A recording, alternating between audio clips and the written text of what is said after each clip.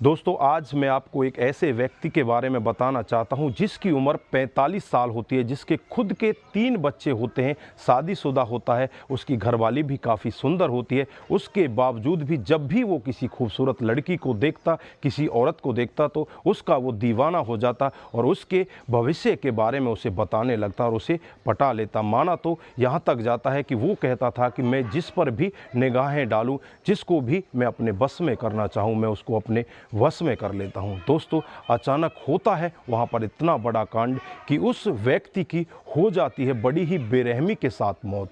दोस्तों, जब पूरा खुलासा लोगों के सामने आता है तो सब एक बार सोचने के लिए मजबूर हो जाते हैं कि ये तो अपने आप को इस तरह का बताता था कि मैं लेडीज़ों का भविष्य देख लेता हूं, लेकिन ये अपना भविष्य कैसे नहीं देख पाया और ये कैसे मौत का शिकार हो जाता है। दोस्तों, पूरी घटना आप भी सुनेंगे तो एक बार के लिए आप भी सोचने के लिए मजबूर हो सकते हैं। आइए दोस्तों, जानते हैं पूरा मामला क्या था। नमस्कार, जय हिंद। आप देख रहे हैं एपीएच न्यूज़ राहुल रावत के साथ। तो दोस्तों, आज की जो हकीकत की घटना आपको बताने जा रहा हूं, मध्य प्रदेश में एक ज़िला पड़ता है कटनी और इसी का एक इंद्र ज्योति नगर है। ये इंद्र ज्योति नगर की हकीकत की घटना है। यहाँ पर राम किशोर नाम का एक व्यक्ति, जिसकी उम्र 45 साल होती है, उसकी पत्नी का नाम होता है जानकी, उम्र होती है 42 साल। इनके 3 बच्चे होते हैं। जो राज किशोर होता है, ये एक प्राइवेट स्कूल में बस ड्राइवर का काम किया करता है और वहाँ पर बड़े ही अच्छे से नौकरी करके अपने घर परिवार का गुजारा किया करता है।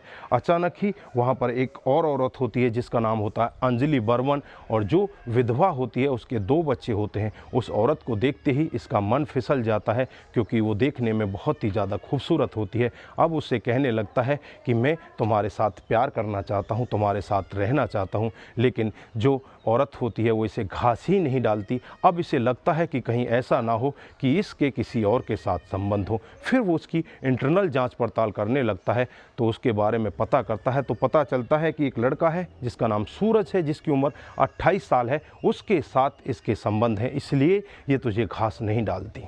तो राज किशोर होता है उस औरत को अपने पास बुलाता है और उससे कहता है कि मुझे तेरे बारे में सब कुछ पता चल चुका है। तू सूरज के साथ अवैध संबंधों में है, इसलिए तू मेरे साथ कुछ नहीं करना चाहती। मैं चाहता हूं कि तू मेरे साथ संबंध बनाए, मेरे साथ रहे, लेकिन तो मैं इस सब के बारे में तुम्हारे पूरे मोहल्ले में बता दूंगा कि तुम इस लड़के के साथ इस तरह के अवैध संबंधों में हो। जो अंजलि वर्मन होती है वो बहुत ही ज़्यादा परेशान हो जाती है। परेशान होकर अपने बॉयफ्रेंड जिसका नाम सूरज होता है उसके पास फ़ोन करती है और उससे कहती है कि ऐसा मामला हो चुका है, या तो मैं उसके साथ संबंध बनाऊं या फिर मुझे उससे अलग होने का कोई तरीका बता दो, नहीं तो मुझे मजबूरी में उसके साथ संबंध बनाने पड़ेंगे। इस पर जो सूरज होता है उससे कह देता है कि तुम्हें टेंशन लेने की ज़रूरत नहीं है, हम उसे रास्ते से ही हटा देते हैं। इस सब के लिए सूरज एक प्लान बनाता है और प्लान के तहत ही अपने 2 दोस्तों को इस प्लान में शामिल करता है। एक दोस्त जिसका नाम संतोष होता है, उम्र 24 साल होती है। दूसरा दोस्त जिसका नाम जुगन, उम्र 26 साल होती है। ये तीनों मिलकर एक प्लान बनाते हैं और प्लान के तहत ही अंजलि से कहा जाता है कि तुम अब इसके पास फ़ोन करो और इससे कहो कि मैं तुमसे आज मिलना चाहती हूँ। फिर अंजलि राज किशोर के पास फ़ोन करती है और उससे कहती है कि मैं तुम्हें आज शाम को मिलना चाहती हूँ, तुम्हारे साथ संबंध बनाना चाहती हूँ। मैं राज किशोर होता है, फूला नहीं समाता, अपनी बाइक लेता हुआ, दौड़ता भागता हुआ तुरंत ही अंजलि के पास पहुंच जाता है और पहुंचकर एक रेलवे फाटक के पास एक पुलिया होती है, वहां पर सुनसान जगह होती है, वहां पर दोनों पहुंच जाते हैं। और पहुंचकर जो राज किशोर होता है वो अंजलि से कहने लगता है कि आओ अब हम एक साथ मिल चाहते हैं, एक साथ में संबंध बनाते हैं। इस पर अंजलि कहती है कि थोड़ा सा सब्र करो क्योंकि अभी उजाला है, थोड़ा सा अंधेरा होने दो, नहीं तो किसी की नज़र हम पर पड़ जाएगी, ये बहुत ही गलत होगा। फिर थोड़ा इंतज़ार किया जाता है। अंजलि उससे छुप छुपाकर अपने यार को, अपने बॉयफ्रेंड जिसका नाम सूरज होता है, उसको सब कुछ बता देती है। सूरज अपने 2 दोस्तों को लेकर वहाँ पर पहुँच जाता है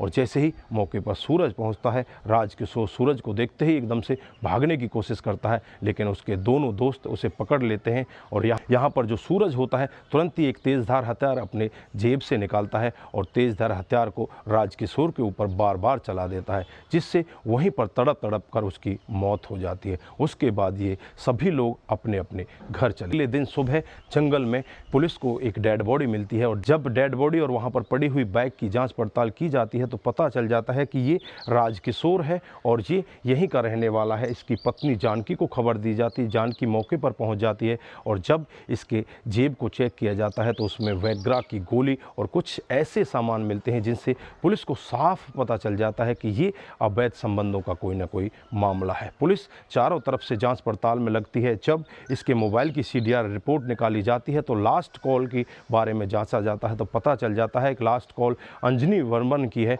फिर अंजलि वर्मन के पास पुलिस पहुंच जाती है और जब पुलिस अपनी सख्ती के साथ अंजलि से पूछताछ करती है तो अंजलि टूट जाती है और ये पूरी की पूरी कहानी पुलिस के सामने रख देती है। इधर जो इसकी पत्नी होती है जानकी, उसका तो ये कहना है कि इस अंजलि के साथ इसके काफ़ी दिन से अवैध संबंध थे। मुझे भी पता था, मैं बार बार इसको मना करती थी लेकिन ये मानी ही नहीं। और जब इसके बॉयफ्रेंड को पता चल जाता है तो इस सब को छुपाने के लिए अंजलि मेरे पति को रास्ते से हटवा देती है।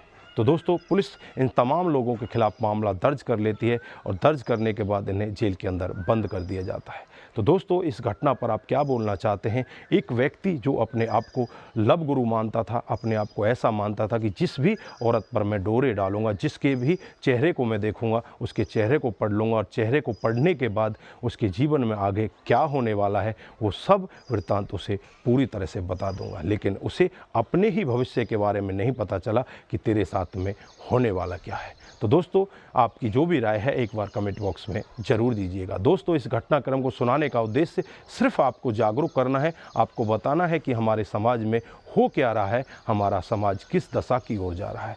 दोस्तों, आप जहां भी रहें अपने आप का ख्याल रखें, अपने परिवार का ख्याल रखें और अपने आप को ऐसे क्राइम से दूर रखें। नमस्कार, जय हिंद, जय भारत।